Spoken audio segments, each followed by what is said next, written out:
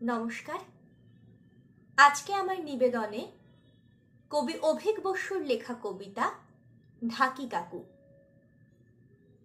বর্ষাকালে শরৎ ঋতু দেয় কি মনে ধরা, তবু আমায় লিখতে হবে পুজো নিয়ে ছড়া।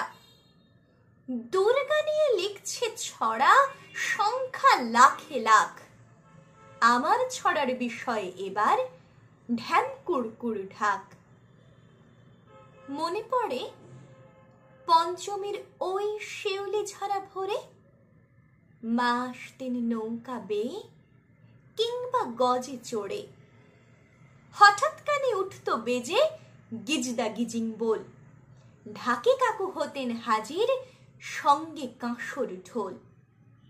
জামাই কাঁথা মেডেল কত ঢাক বাজিয়ে জিতে, এসব নিয়ে নাচত কাকু সন্ধ্যা আরতিতে।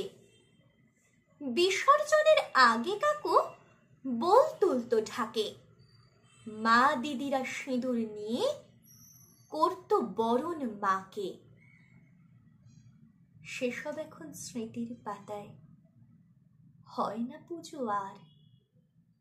নদীর কুলের মতোই ভাঙে যৌথ পরিবার।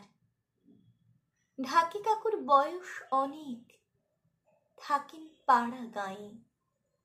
গত পুজোয় গিয়েছিলাম করতে প্রণাম পায়ে। একলা ঘরে আছেন শুয়ে অবশ পক্ষাঘাতে। ঢাকের কাঠি আর ধরে না, জোর নেই তার হাতে। বসেছিলাম কাকুর পাশে, দু চার কথা বলি। জীবন নদী শুকিয়ে গিয়ে চর পড়েছে পলি। দূরের থেকে ঢাকের আওয়াজ হঠাৎ ভেসে এলো।